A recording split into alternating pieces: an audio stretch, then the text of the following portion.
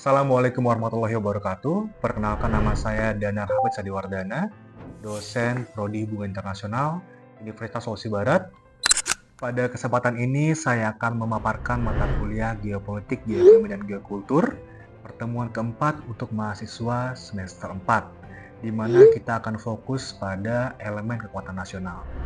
Nah, tujuannya adalah agar mahasiswa mampu menjelaskan bagaimana faktor-faktor geospasial dan geokultur dan geoekonomi seperti posisi geografis, ketersediaan sumber daya alam, dan lain-lain sebagai dasar utama dalam perumusan kebijakan luar negeri sebuah negara. Itulah sedikit penjelasan mengenai mata kuliah Geopolitik, Geoekonomi, dan Geokultur. Silakan menyaksikan. Oke, baik. Assalamualaikum warahmatullahi wabarakatuh. Waalaikumsalam warahmatullahi wabarakatuh. Selamat pagi teman-teman semuanya. Pagi, Pak. Jadi bertemu kembali pada mata kuliah Geopolitik, Geoekonomi, dan Geokultur. Hari ini kita masuk ke pertemuan keempat. Kita akan membahas mengenai elemen kekuatan nasional. Di pertemuan-pertemuan sebelumnya, saya sudah sampaikan mengenai skop ruang lingkup dari geopolitik itu sendiri. Seperti yang teman-teman ketahui bahwa geopolitik merupakan salah satu core subjects mata kuliah inti dari hubungan internasional. Karena dengan bisa menganalisis geopolitik, maka kita bisa melihat alasan-alasan dibalik kenapa sebuah negara melakukan A, B, C, D, dan seterusnya. Sebelumnya juga saya sudah sampaikan mengenai teori geopolitik, ya, sea power, kemudian heartland teori, dan lain-lain. Nah, sekarang kita akan masuk pada elemen kekuatan nasional. Ada beberapa tujuan dan manfaat dari mata kuliah ini. Yang pertama, mahasiswa mampu menjelaskan mengenai berbagai elemen kekuatan nasional. Yang kedua, mahasiswa mampu mengidentifikasi potensi-potensi nasional sebuah negara. Dan juga yang ketiga, mahasiswa bisa melihat manfaat. Mahasiswa mampu membuat analisis mengenai berbagai potensi kekuatan nasional yang ada pada sebuah negara. Dan melalui analisis tersebut, mahasiswa bisa merancang berbagai rekomendasi kebijakan. Oke, kita refresh kembali, ya. Definisi dari geopolitik itu sendiri. Ada yang bisa bacakan ini? A systematic study of what makes places unique and the connections and interactions between places. Jadi kita mempelajari apa sih yang membuat sebuah tempat itu unik, dan juga hubungan serta interaksi antar tempat. Namanya dia geopolitik, geografi, lokasi. Kita belajar mengenai lokasi. Semua interaksi yang ada di lokasi tersebut beserta interaksi antar lokasi. Ya. Ada beberapa hal penting yang perlu teman-teman pahami di sini. Yang pertama adalah semua elemen yang akan disampaikan nantinya itu saling terkait dan saling bergantung. Kedua, elemen-elemen tersebut selalu mengalami perubahan, baik secara alami maupun secara pengembangan teknologi. Dan yang ketiga, bahwa kekuatan nasional tidak bisa diukur hanya pada satu faktor, melainkan kombinasi dari semua elemen yang akan teman-teman pelajari. Ini adalah pendapat dari beberapa IR scholars mengenai kekuatan nasional. Yang pertama ada Morgenthau. Teman-teman sudah kenal Morgenthau kan? Sudah sangat familiar, ya? Morgenthau. Morgenthau has divided them into two categories, permanent dan changeable. Permanen adalah elemen-elemen yang relatif stabil.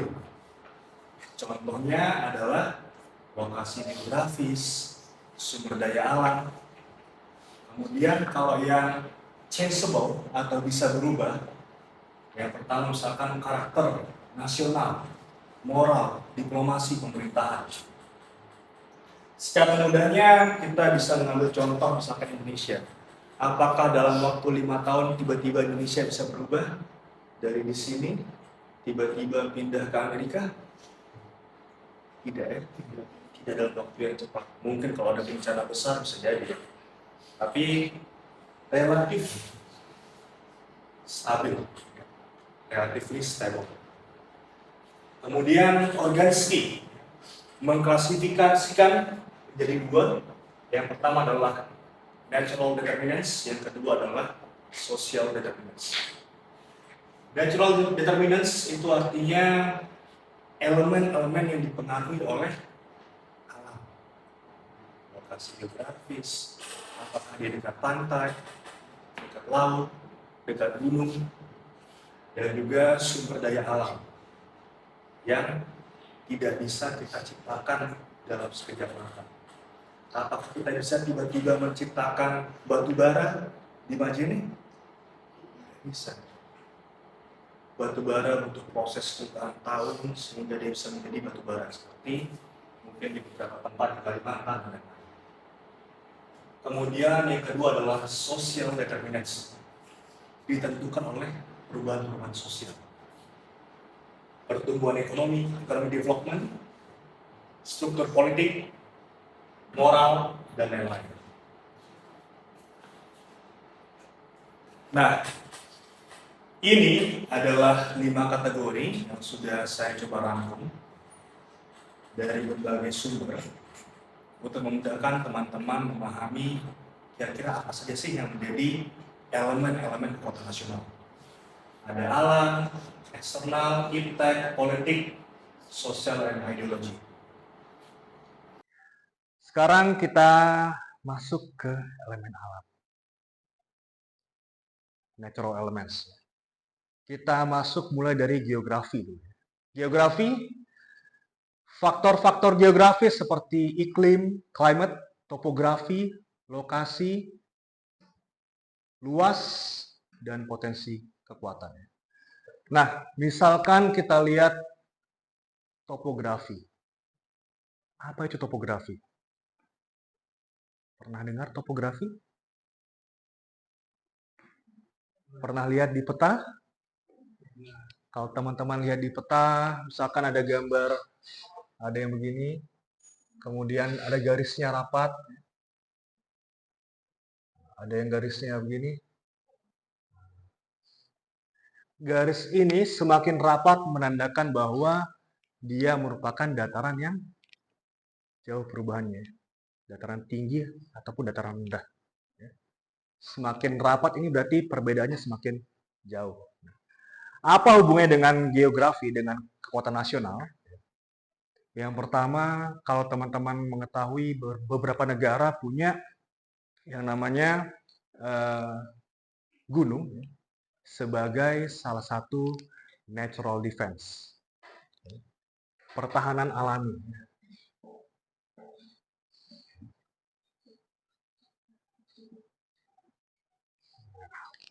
Pegunungan, negara yang dikelilingi oleh gunung, dia punya pertahanan alami, yaitu gunung-gunungnya. Jadi akan lebih sulit dia diinvasi misalkan ya, akan lebih sulit dia diserang oleh negara lain dan lain-lain. Kemudian lokasi, ya. Lokasi. Ada namanya misalkan negara maritim. Ada namanya landlocked. Kalau Indonesia negara apa kira-kira namanya? Kenapa Indonesia dianggap sebagai negara maritim?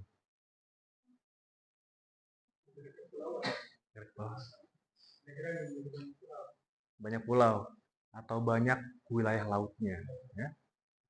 Indonesia merupakan negara maritim, negara yang punya wilayah laut yang luas, yang punya banyak sumber daya laut yang banyak. Kemudian yang landlocked. Landlocked artinya negara yang dikelilingi oleh negara lainnya. Misalkan nih negara A ya. Di sebelah sini negara lain, sebelah sini negara lain, semuanya daratan. Jadi berbeda ya. Nah, apa yang membedakan? Tentunya strategi negara maritim dengan negara landlocked itu akan sangat berbeda. Ya. Kita berikan contoh misalkan. Negara landlocked, misalkan ya. Kita anggap misalkan Mongolia ya. Mongolia tidak punya wilayah laut. Dia cuma punya danau yang besar. Dia cuma punya semuanya daratan. Kira-kira apakah Mongolia akan membeli kapal perang 1000? Tidak ya. Apakah Mongolia akan punya TNI Angkatan Laut yang kuat? Tidak mungkin toh? Akan sangat kecil kemungkinannya. Karena dia dikelilingi oleh daratan. Berbeda halnya dengan Indonesia. Indonesia negara maritim. Kita punya angkatan laut yang jumlahnya sangat besar ya. Ratusan ribu personil. Kita punya kapal selam, kita punya kapal perang, dan lain-lain.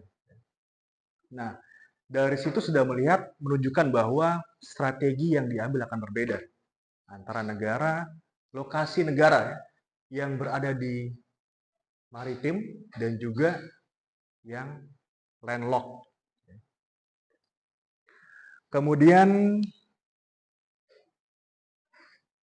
luas wilayah.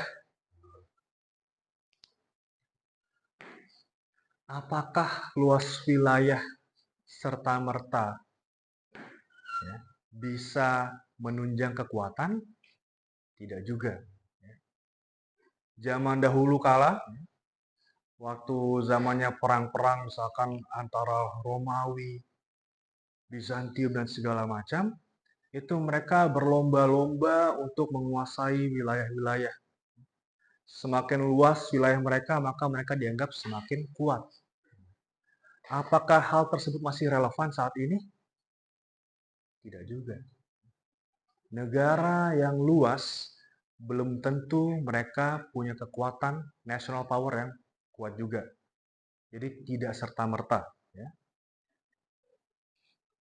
Large territory, luas wilayah yang besar, tidak serta-merta menghasilkan power.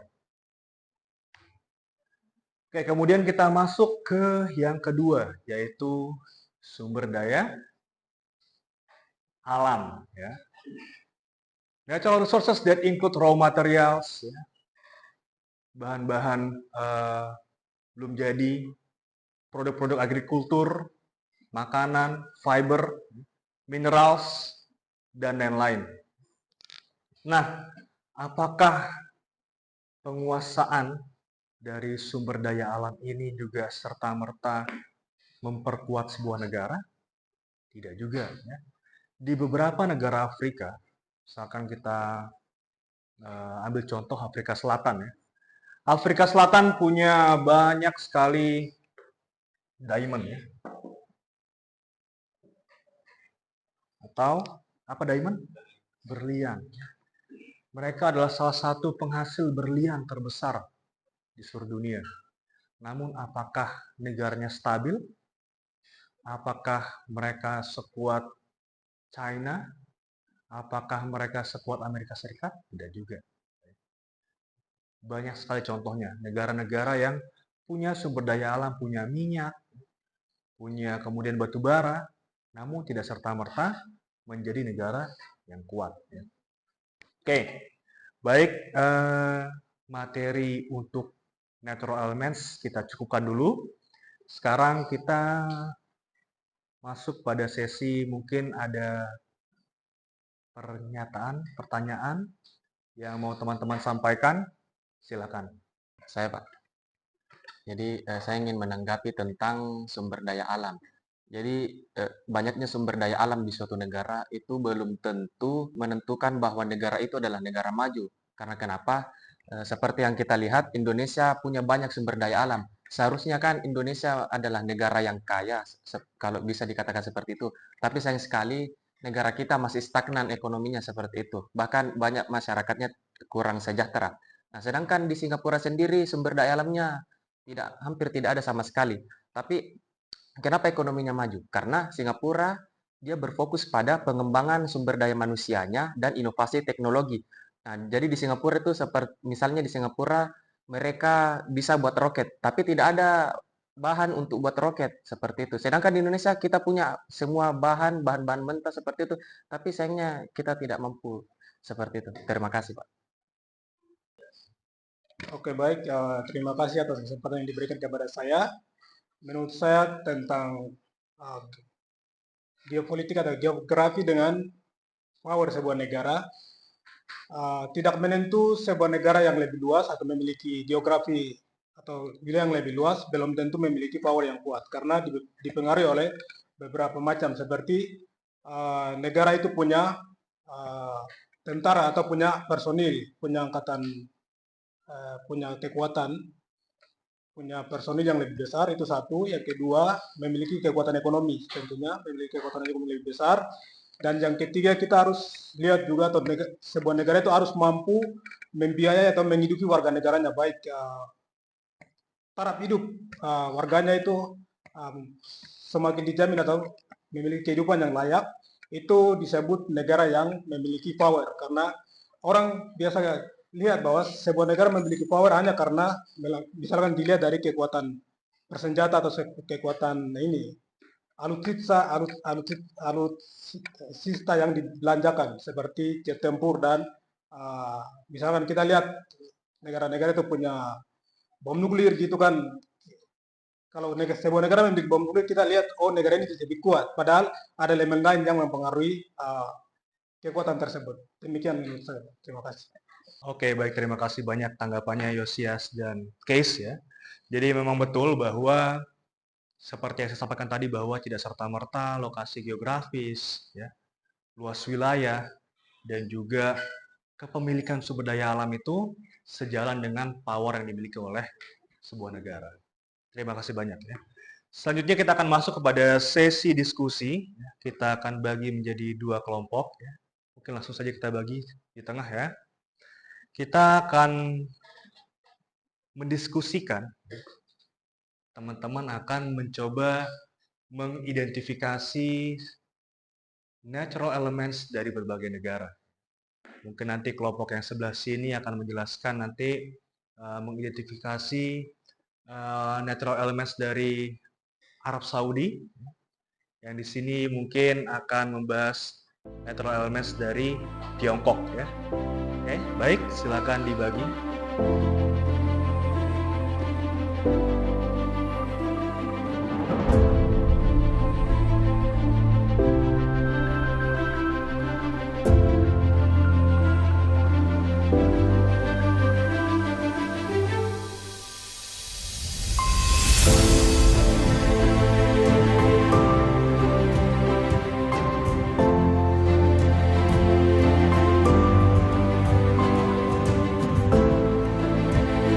Baik, jadi sesi diskusi sudah selesai. Sekarang saya minta tanggapannya dari kelompok satu dulu ya, kelompok Arab Saudi ya. Saya persilakan. Oke, terima kasih atas kesempatan yang diberikan kepada saya. Jadi, Arab Saudi memiliki banyak sumber daya alam. Sumber daya alam yang paling utama adalah minyak bumi dan gas alam. Itu saja. Terima kasih. Oke, baik, terima kasih tanggapannya kelompok satu ya. Memang benar, Arab Saudi merupakan salah satu eksportir minyak terbesar di dunia. Ya. Mungkin selanjutnya kita berikan kesempatan kepada kelompok 2. Kepada kelompok 2 membahas China. Saya persilakan. Jadi di hasil diskusi kelompok 2 itu, di mana di China memiliki potensi sumber daya alam, salah satunya seperti batu bara, dan juga ada mineral logam langka, dan serta cadangan logam seperti biji besi, emas, dan aluminium. Oke, baik, terima kasih tanggapannya kelompok Tiongkok ya. Jadi Tiongkok merupakan salah satu negara penghasil batu bara, memang. Namun dengan pesatnya perkembangan industri di Tiongkok, maka Tiongkok tetap membutuhkan impor batu bara dari negara lain, termasuk Indonesia. Baik, terima kasih atas tanggapannya. Selanjutnya kita akan masuk kepada sesi kuis. Ya. Oke, baik teman-teman. Sekarang kita masuk ke sesi kuis. Teman-teman silakan bisa di-scan atau masuk ke link joinmyquiz.com. Kita akan lihat pemahaman teman-teman semua mengenai national power, mengenai geopolitik secara umum juga ya.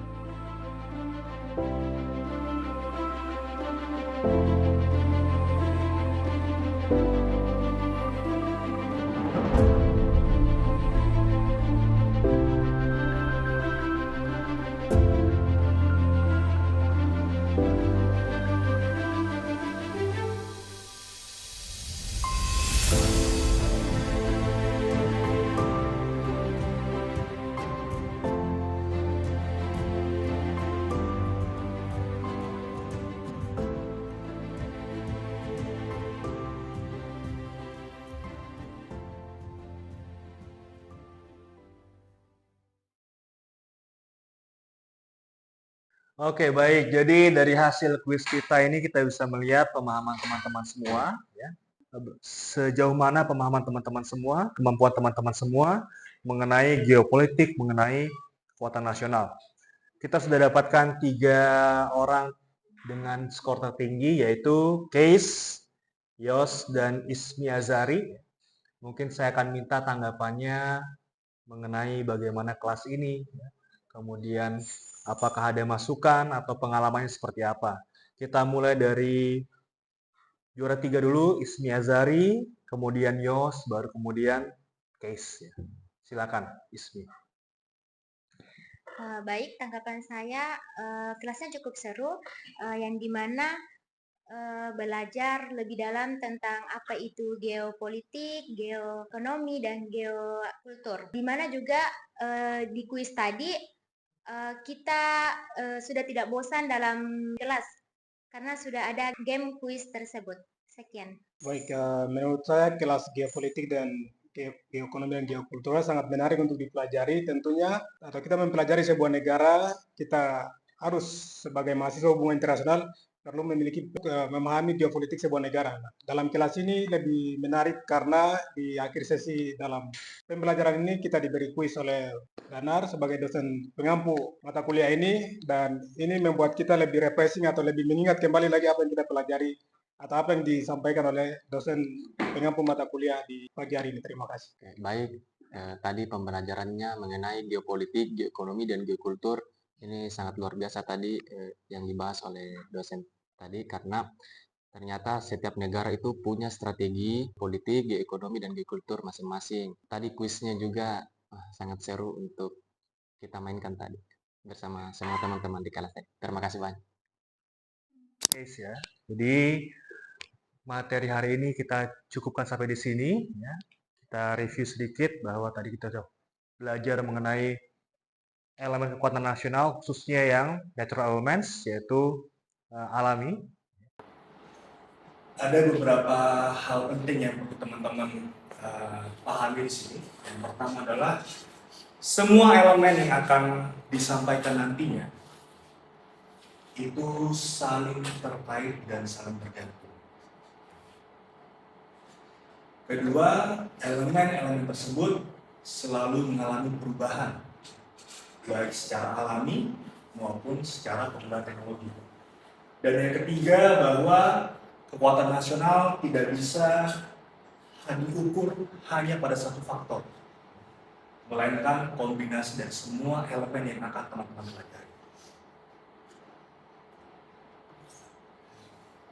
Ini adalah pendapat dari beberapa IELTS scholars mengenai kekuatan nasional. Jadi kurang lebihnya itu materi kita pada hari ini. Saya ucapkan terima kasih banyak sudah hadir. Sampai ketemu lagi di minggu depan pada materi selanjutnya. Kita akan lanjutkan materi mengenai elemen kekuatan nasional. Kita akan masuk mungkin pada elemen selanjutnya yaitu iptek ya. Sekian, terima kasih banyak. Wassalamualaikum warahmatullahi wabarakatuh. Selamat pagi.